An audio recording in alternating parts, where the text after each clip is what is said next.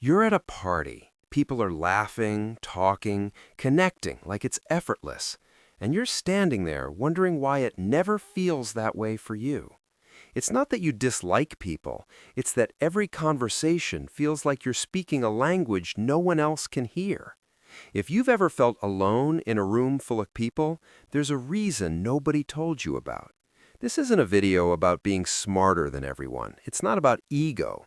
It's about a specific kind of loneliness that only makes sense once you understand what your brain is actually doing.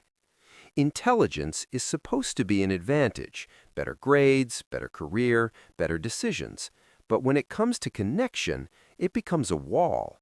Research shows people with higher cognitive ability often report lower social satisfaction, not because they're antisocial, but because their experience of being around people is fundamentally different.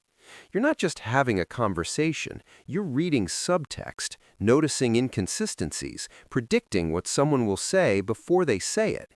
You're playing chess while everyone else is playing checkers, and you can't turn it off. That's not superiority. That's exhaustion. Here's where it gets painful.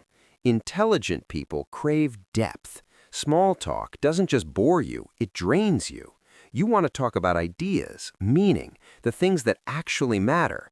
But most social environments aren't built for that. They're built for quick exchanges and easy laughs. And when you try to go deeper, people get uncomfortable. They change the subject. They give you the look, the one that says, "Why are you being so serious right now?"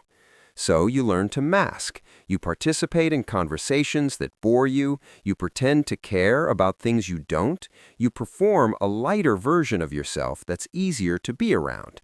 And slowly, a gap opens between who you are and who you present to the world.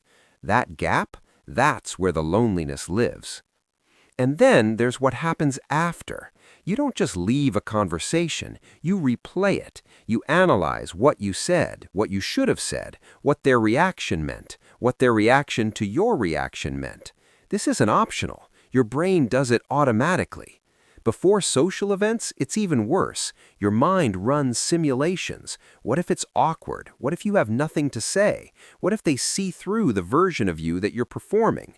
The mental cost of socializing for an intelligent overthinker is genuinely heavier than it is for most people. So eventually, you start avoiding it.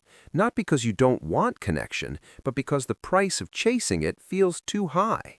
And that's the cruelest part. The thing you want most becomes the thing you can't afford. But here's what nobody tells you. You don't need more friends. You need the right ones. They exist. They're in the quiet corners of loud parties. They're the ones who light up when you go deep, who match your intensity instead of backing away from it. You've been trying to fit into social environments that were never designed for you, and then blaming yourself when it doesn't work. Stop doing that. You're not looking for most people. You're looking for your people. And the difference between those two things is everything. Quality over quantity isn't a preference for you. It's a survival strategy. Your loneliness isn't proof that something is wrong with you. It's proof that you haven't found them yet. And they're out there right now feeling the exact same way, wondering if anyone else sees the world the way they do. Your mind isn't a barrier to connection. It's a filter, and it's working exactly as it should.